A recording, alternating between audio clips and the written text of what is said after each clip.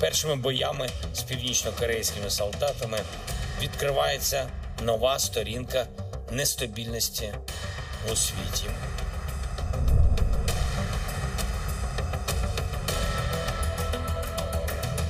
If I'm president, I will have that war settled in one day, 24 hours.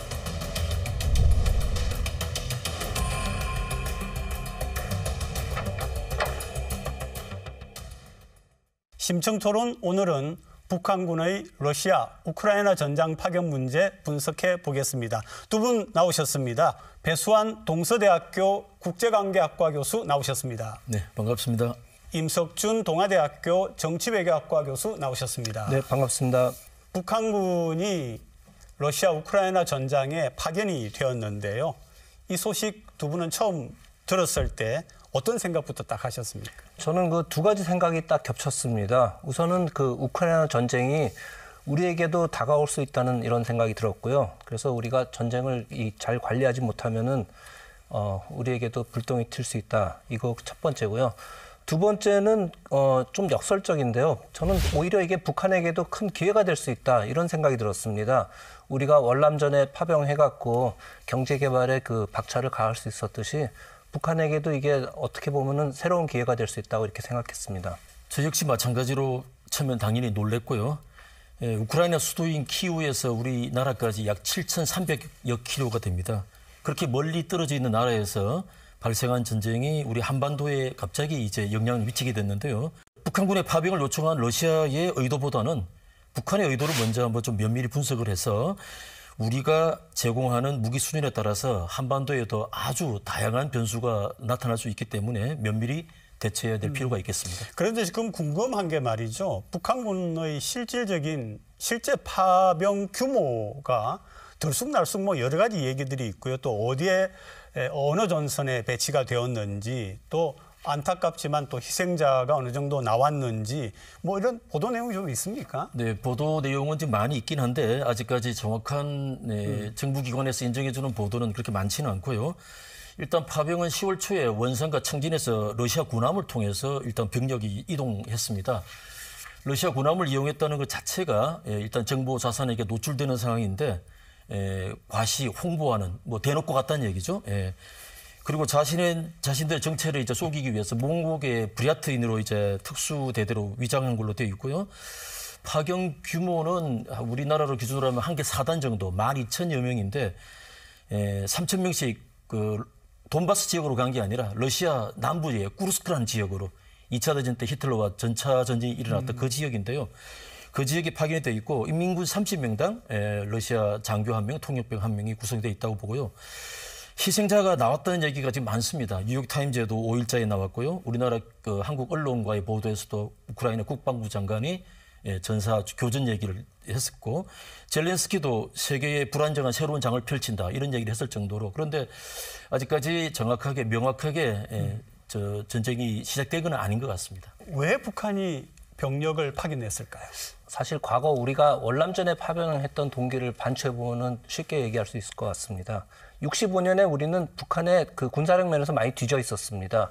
그리고 경제력도 북한하고 거의 비슷한 수준이었는데 파병을 통해서 우리가 미국으로부터 여러 가지 경제 원조도 받고 그다음에 군의 현대화도 이루어져 갖고 이 남북한 관계를 단숨에 역전시킬 수 있었습니다. 제가 볼 땐 마찬가지로 지금 북한이 우리에 비해서 너무나 경제력 면에서는 거의 20분의 1도 안 되는 수준이고요. 군사력 측면에서도 핵무기를 뺀다면은 사실 재래식 무기에서 지금 우리가 앞서는 수준입니다. 그래서 북한은 분명히 파병을 통해서 러시아를 통해서 그 굉장한 경제적 지원을 얻어갖고 남북한 관계를 어쨌든 균형을 맞춘다는 게 아마 내적인 동기라고 생각하고요. 두 번째 동기가 있다 그러면 아마 중국에 대한 메시지도 담겨 있는 것 같습니다. 왜냐하면 그동안 이제 북한의 뒷배를 봐주는 국가가 유일하게 중국이었는데 사실 중국이 북한에 대한 지원이 어떻게 보면 좀 찔끔찔끔 지원을 해줬어요. 북한이 쓰러지지 않을 정도의 지원을 해줬는데 거기에 대한 불만이 굉장히 많은 거죠. 그렇다고 북한이 다른 카드가 있었던 건 아니죠. 그때는 이제 러시아 카드가 생겼기 때문에 북한은 중국에 대해서 너희만 우리를 관리하는 국가가 아니다. 우리도 대안이 있다. 이런 메시지도 보낼 수 있다고 생각합니다. 지금 현재 식량, 에너지, 군수품이 제일 부족한 상황이거든요. 왜냐하면 북한이 국제적인 제재를 받고 있는 상황이기 때문에 임 교수님 말씀처럼 월남전에서 파견되었을 때 당시에 저희 나라도 전방에 군인을 뺐을 때 미국이 제공한 게 F4 팬텀이라는 당시 네, 최강의 그렇죠. 무기를 제공받은 적이 있거든요. 그런 차원에서 북한은 작년에 김정은이 극동 지역을 갔을 때 바스토치니보다는 수호의 공장을 방문했듯이 그 전투기라든지 그리고 식량 에너지 군수품은 잠재적으로 러시아가 가장 많이 수출하는 품목 중에 하나입니다. 두 번째로서는 공통적인 러시아와 북한은 공통적인 반미 정세를 갖고 있고요. 또 서방의 제재를 동시에 받고 있는 국가이긴 한데 북한이 국제사회에 고립된 상황에서 러시아와 협력을 강화하게 되면 내부 체제 안정에도 굉장히 도움이 되지 않을까. 뭐 그런 차원에서 북한이 병력을 파견했을 것 같습니다. 거꾸로 이제 러시아는 왜 북한을 끌어들였을까요? 저는 단순히 병력이 부족했습니까? 크게 네 가지로 저는 보는데요. 군사적인 이유, 말 그대로 병력이 제일 부족한 게 첫 번째고요. 그리고 아까 말씀드렸던 국제협력 공조가 있을 거고, 그리고 쿠르스크 지역에 북한군을 배치함으로써 쿠르스크 지역을 방어하고 있는 러시아 군대를 지금 동부전선, 돈바스 지역으로 옮기는, 그래서 병력의 여유를 좀 확보할 것이고, 또 전쟁이 장기화가 될 경우에 대비할 것인데, 첫 번째 병력이 가장 큽니다. 일단 사상자가 지금 러시아 같은 경우에는 약 50만을 보고 있고요. 전사자가 통계가 러시아가 발표를 하지 않는데 5만에서 최대 20만까지 보고 있습니다. 그러면 초등학교에서 제일 무서운 게 학부모듯이 그 자식을 잃은 러시아의 엄마들의 그렇죠. 원성이 자자하기 때문에 푸틴의 정치적인 위기가 올 수가 있죠. 그래서 북한 말고는 주변의 벨라루시라든지 기타 등등에서 10,000명 단위의 군대를 파견할 국가가 지금 현재 러시아에서는 동맹국이 전혀 없습니다. 그래서 그게 가장 큰 이유이기도 하고요. 그리고 아까 말씀드렸다시피 돈바스 지역을 조금 더 보강할 수도 있고, 그리고 이제 트럼프가 안 돼서 모르겠는데 전쟁이 장기화가 된다 그러면 러시아도 우리를 도와주는 이런 우방국들이 있다는 것을 널리 홍보해서 전쟁을 더 유리하게 이끌어가는 그런 포석이 깔려 있다고 봐집니다. 간단히 제가 하나만 추가하겠습니다. 제가 보기에 러시아의 최고 전성기는 냉전 시기였던 것 같습니다. 그 당시 미소 냉전 시기에 존재감이 있었는데 냉전이 해체되면서 러시아가 가장 피해를 입은 국가 중에 하나라고 생각하는데요. 오히려 중국이 부상하면서 존재감이 없어졌죠. 그래서 지금 북한을 끌어들이면서 러시아는 어떻게 보면은 신냉전 구도를 만들어가면은 다시 존재감이 살아나지 않을까, 국제관계에서. 그런 것도 충분한 동기가 될 수 있다고 생각합니다. 그리고 이제 그 전문가들이 나와서 하는 얘기가 탄도미사일 재도입 기술이라든지 핵추진 잠수함 기술 같은 거를 만약에 북한이 받게 되면 한반도 군사력 균형에 좀 치명적이지 않느냐, 이런 지적이 있는데 어떻게 보세요? 글쎄요, 첨단 군사 기술도 있겠지만은 제가 볼 때는 북한으로서는 경제 지원이 더 큰 목적이라고 봅니다. 지금 그런데 이제 트럼프 변수가 하나 생긴 거죠. 왜냐하면 북한으로서는 러시아로부터 최대한 이익을 얻어내기 위해서는 전쟁을 장기화하고 소모화해야 되는데 트럼프는 전쟁을 빨리 끝나겠다고 했습니다. 그래서 이게 이제 북한에게는 만약에 전쟁이 빨리 끝난다면은 북한도 사실은 원하는 목적 달성이 어려워질 수도 있다, 이렇게 보고 있습니다. 탄도미사일인 핵잠수함 기술은 러시아가 쉽게 주질 않을 겁니다. 전략 자산이기 때문에 저는 오히려 작년에 김정은의 행보를 보게 되면 수호의 제작 공장에 가서 공장도 구경하고 비행기도 직접 탑승한 경우 있거든요. 지금 북한의 공군 전력들이 미그 15, 17, 70년 된 비행기를 갖고 있습니다. 미그 15기를 70년 이상 운용하는 최장수국 중에 하나입니다. 그래서 수호의 35 정도라든지 요 비행기 한 개 대대라든지 정도를 요구할 것 같고, 그리고 이번 우크라이나 전선에서 보면 특이한 게 가성비가 좋은, 흔히 얘기하는 가성비가 짱인 무기가 있습니다. 티리기의 TB2라는 바이탁트르 드론인데요. 아시다시피 전장에서 탱크 무용론이 나올 정도로 굉장히 효과가 네. 있었습니다. 그래서 드론 기술도 상당히 김정은이 탐을 내지 않았을까라는 제 개인적인 생각입니다. 만약에 현 정부가 북한과의 관계를 좀 잘 관리를 해왔다면, 그리고 너무 지나치게 한미일 동맹을 강조하지 않았다면은 이렇게 한미 동맹 대 북러 동맹이 완전히 이렇게 눈에 보이게 형성되는 이런 결과는 없지 않았을까, 이런 지적도 있기는 하더라고요. 제 생각에도 이번 정부가 너무 지나치게 자유민주주의 가치라는 그 이념적인 얘기들을 너무 많이 강조한 것 같고요. 그러다 보니 남북 관계는 이번 정부 들어서 전혀 진전이라고 봐줄 만한 건 별로 없죠. 계속해서 쓰레기 풍선이 계속 용산 입구까지 떨어진 적도 있죠. 그리고 경의선, 동해선 남북 연결 도로가 얼마 전에 다 폭파가 됐고요. 그리고 벌써 북한은 이미 헌법상에 한국을 적대 국가로 명시하는 지금 작업도 하고 있습니다. 제 생각에는 남북 관계가 이렇게 긴장되고 악화되어 가지고 과연 우리에게 또 북러 관계가 또 북러 동맹이 더 강화되고 물론 한미일 동맹이 뭐 강하긴 합니다만은 굳이 이렇게 테러가 없는 북한을 뭐 이렇게 몰아갈 필요가 우리에게 무슨 국익에 도움이 될까 뭐 그런 생각을 해봅니다. 분명히 뭐 남북 관계를 잘 운영하지 못한 측면도 있습니다. 말씀하셨듯이 대화 시도도 없었고 강공으로만 나갔는데요. 저는 근데 남북 관계가 이렇게 헝클어진 구조적인 이유를 좀 생각해 봤는데요. 사실은 남한하고 북한이 너무 비대칭 관계라서 좀 그런 것 같습니다. 사실 북한은 솔직히 가난하고 국제 무대에서도 소외됐고 그동안 우스꽝스러운 모습이었습니다. 지금 우리도 북한을 하대하는데 이런 상태에서 북한이 우리하고 대화를 하려고 그러겠습니까?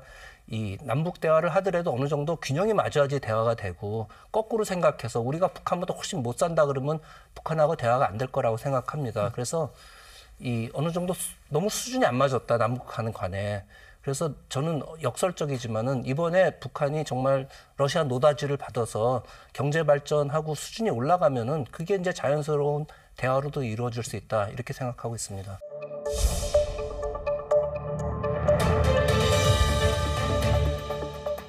엄청난 천연가스, 곡물, 그다음에 뭐 원유라든지 뭐 엄청나게 많기 때문에 중국 카드가 굉장히 이제 소멸된다.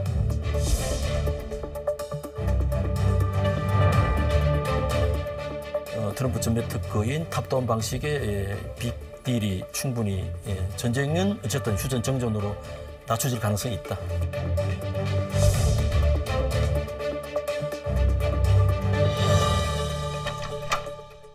어떻게 보면은 이 세력 균형 관계가 약간 변하는 그런 측면이 있는데요. 중국은 어떤 마음일까요? 네, 중국은 당연히 안 좋죠. 네. 중국이 어떻게 보면 북한 카드를 갖고 있는 유일한 국가였는데 북한에 대해서 독점권을 행사했죠, 사실은. 그리고 이제 국제사회에서는 북한 정권을 이제 미치광이 정권으로 몰아세웠고 그 미치광이를 유일하게 다룰 수 있는 국가가 중국이라고 이렇게 생각했는데, 그리고 중국도 북한 카드를 이용해서 우리한테도 접근했고 미국한테도 접근했고 일본한테도 사용했는데 이제 북한 카드가 중국은 이제 사라지는 거예요. 까놓고 얘기해서 러시아가 북한에 줄 수 있는 원조는 제가 보기에는 중국하고는 차원이 다르다고 생각합니다. 엄청난 천연가스, 곡물, 그다음에 뭐 원유라든지 뭐 엄청나게 많기 때문에 중국 카드가 굉장히 이제 소멸된다, 이렇게 볼 수 있겠습니다. 러시아하고 우크라이나 전쟁을 초반에도 그죠, 굉장히 열심히 좀 휴전을 시키려고 애를 썼는데 지금까지 굉장히 길게 봤어요. 잘 안 되는 이유가 뭘까요? 우크라이나 전장에서 러시아와 우크라이나가 전쟁을 벌이고 있지만 제가 봤을 때는 우크라이나가 주요 역할을 하는 게 아니고 미국과 러시아의 싸움이라고 저는 보거든요. 기본적으로는. 왜냐하면 나토와 서방의 지원이 없으면 간접 전쟁이에요. 러시아가 우크라이나 독자적인 전쟁 수행 능력이 없기 때문에 그렇습니다. 그래서 이 전쟁에서는 지금 명분 싸움이 굉장히 중요한데 2년 반이 넘어가고 있는 상황이기 때문에 여기서 전쟁을 포기하거나 지속하지 않으면 패전이 된다 그러면 미국도 나토도 러시아도 정치적인 타격이 굉장히 심합니다. 여기 이 상황에서. 그래서 이게 전쟁 종료할 수 있는 명분을 만들어줘야 되는데 다행스럽게 트럼프의 당선은 꽤 호재로 일단은 봐지고요. 휴전하기 위해서는. 두 번째는 이제 상호 불신의 문제인데 휴전이나 정전이 되더라도 과연 우크라이나와 러시아 간에 이 신뢰가 하락이 되어 있는데 이게 회복이 될 것이냐, 진행이 될 것이냐가 문제이기도 하고요. 제일 부가한 조건 중에 하나가 나토 문제라든지 러시아가 지금 차지하고 있는 돈바스 동부 지역 문제라든지 이런 문제들도 아직 남아있기 때문에 쉽게 휴전이 되지 못하는 이유 중에 하나입니다. 그렇죠. 또 우크라이나 입장에서는 사실은 어느 정도 영토 회복이 되지 않으면 정전할 수 없다는 이런 입장인데요. 지금 영토의 20% 정도를 잃은 상태고 2016년에 잃어버린 크림반도까지 합치면 아마 30% 정도까지 될 수 있을 겁니다. 만약 거꾸로 얘기해서 우리 한국전쟁 때 만약에 휴전선이 서울 이남에 무슨 수원 정도에서 그어졌다면은 누가 찬성할 수 있겠습니까? 그 당시. 우크라이나도 저는 비슷한 입장이라고 생각합니다. 네, 그래서 이제 젤렌스키가 아주 묘안을 지난 여름에 그래서 돈바스 지역이 교착 상태에 있으니까 남북 쿠르스크 지역을 침공한 이유가 있습니다. 나중에 이제 휴전 조건을 승립을 할 때 구르스크를 내줄 테니까 돈바스 즉 일부를 다시 받으려고 하는 뭐 그런 전략이 숨어 있다고 봐야 됩니다. 북한군의 파병에 대해서 안보리에서 유엔 안보리에서 뭐라고 했느냐면 굉장히 살벌한 경고를 했습니다. 북한군들이 시체 가방에 담겨서 돌아갈 거다. 이런 좀 이야기를 했는데요. 희생이 많아지면은 북한 체제에 영향을 주지 않을까 싶은데. 미국의 일단 바디백 경고는요, 저는 그냥 하나의 그 수사법이라고 생각하고 그냥 블러핑 정도라고 이렇게 보면 되겠습니다. 거기다 미국은 지금 바이든 정권이 이제 정권도 바뀌었습니다. 그래서 그건 이해하지 않고요. 그 북한군의 희생이 체제에 영향을 줄 거다. 저는 그렇게 생각하지 않습니다.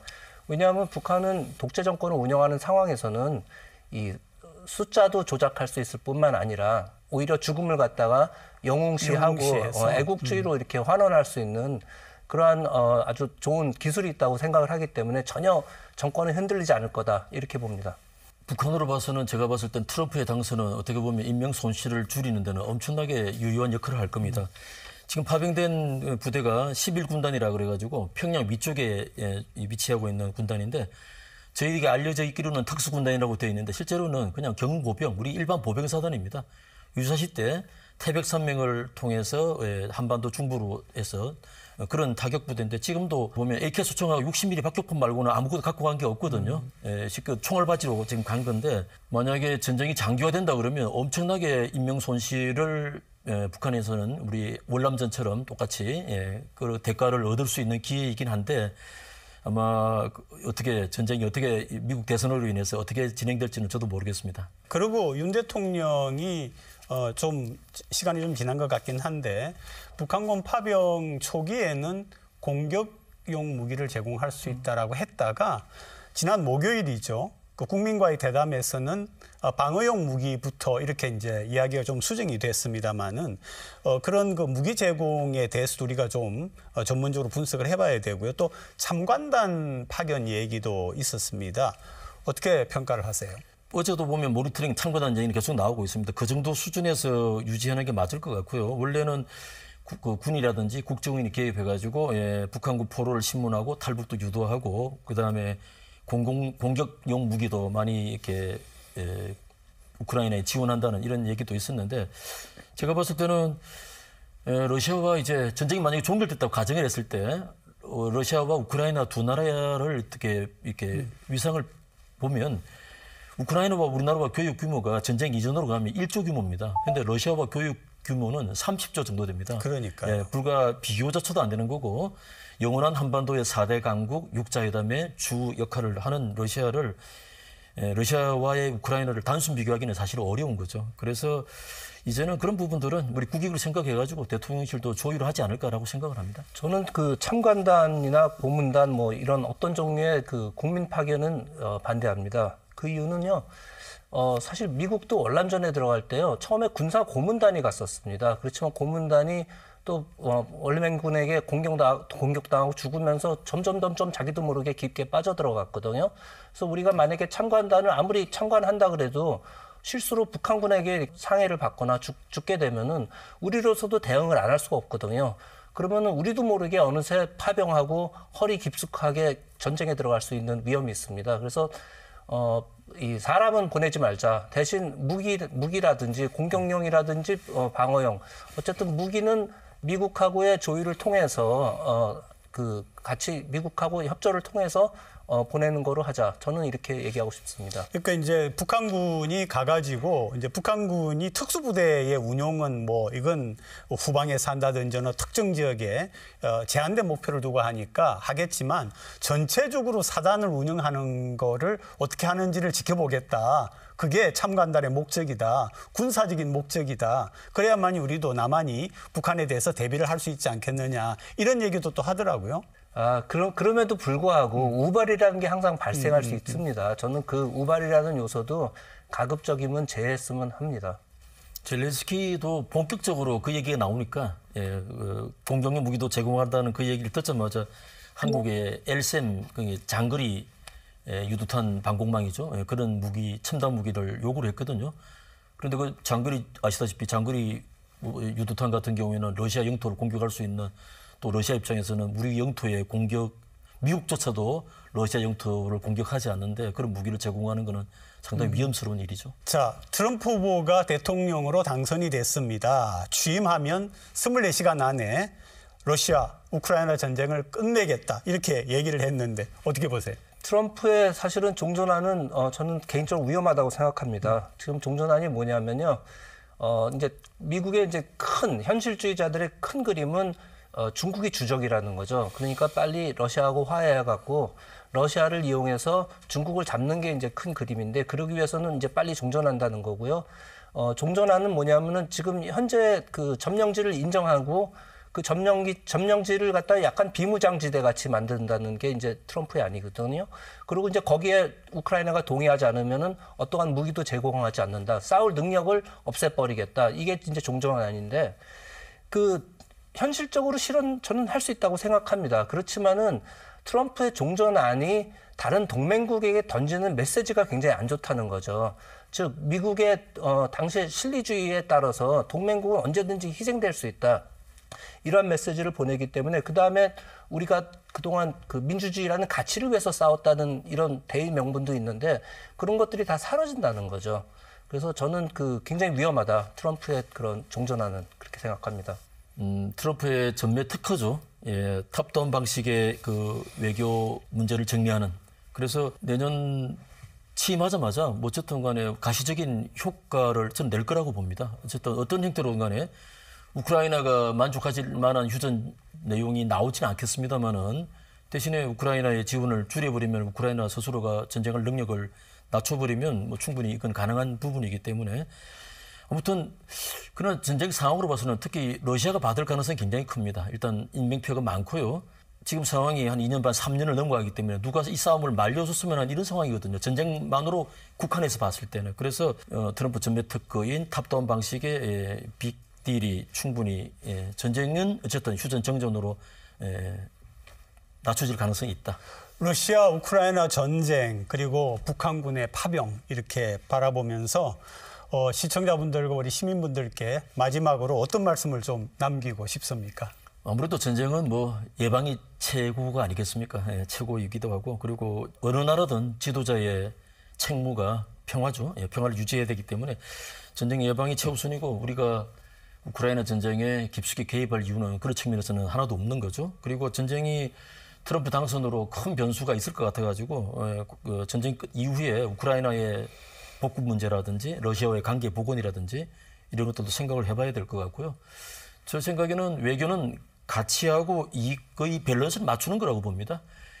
저희 민주주의의 가치도 굉장히 소중한 가치이기도 하고요. 우리가 지향하는 바이기도 하고 우리 국가의 이익도 굉장히 큰 거죠. 그래서 우리 조선 3사가 러시아 LNG 선박에서 못 받은 돈이 10조가 넘습니다. 또 페체르부르크의 현대자동차 공장도 문을 닫았고요. 그래서 피해가 큽니다. 복구해야죠.